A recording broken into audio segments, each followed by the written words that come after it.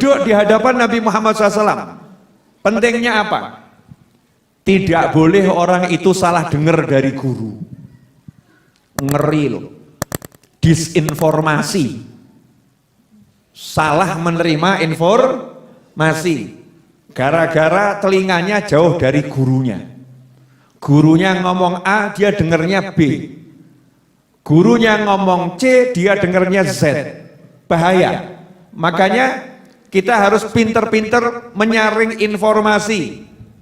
Informasinya kira-kira valid atau tidak valid, betul atau tidak betul. Maka dalam belajar, sikap nomor satu adalah selain pakaiannya rapi, selain harum aromanya, selain indah dilihatnya, maka orang yang mau belajar tadi harus dekat dengan gurunya.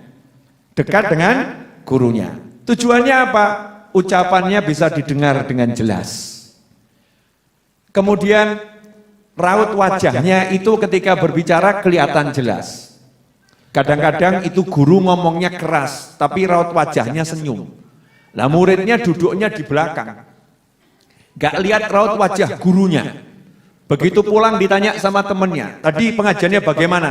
Ustadznya ngamuk-ngamuk. Ustadznya marah. Padahal ustadznya lagi bersuara keras, ya, menekankan beberapa kalimat biar jelas, mimik wajahnya penuh senyum. Dikenal oleh yang dengar tanpa lihat wajahnya, ustadznya marah.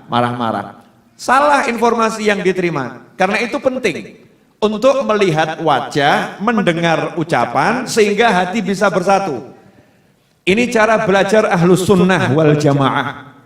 Ini cara belajarnya para wali. Ini cara belajarnya orang-orang soleh.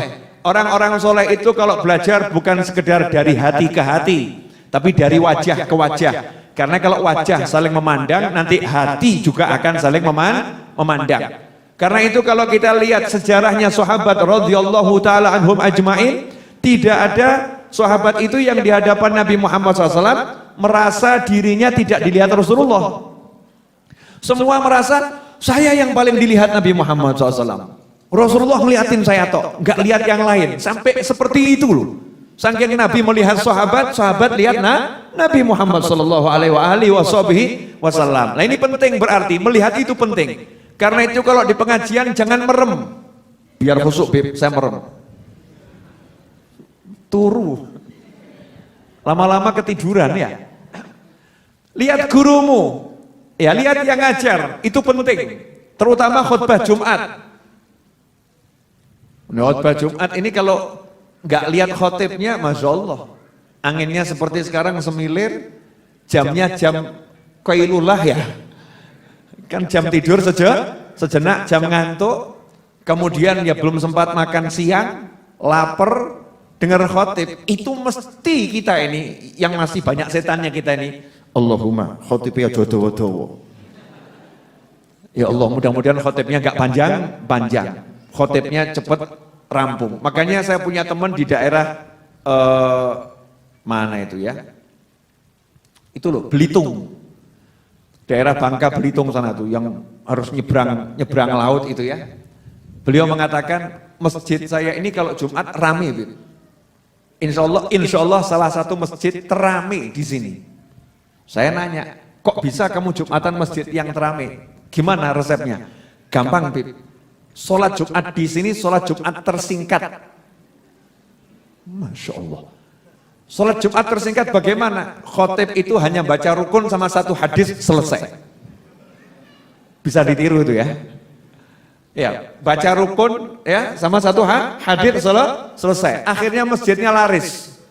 Masjidnya laris bagaimana? Kalau pengen cepat ya, ke masjid itu selesai. Khotibnya singkat, sholat Jumatnya juga yang dibaca rokaat itu sholatnya yang pendek. Sehingga jamaahnya senang. Kata ustadznya, yang penting jamaahnya senang dulu, biar semangat ke masjid. Sehingga masjidnya makmur. Ya masjidnya makmur. Ya inilah cara takmir masjid ya macam-macam. Yang penting niatnya makmur kan masjid bagus. Ikhwani rahimakumullah.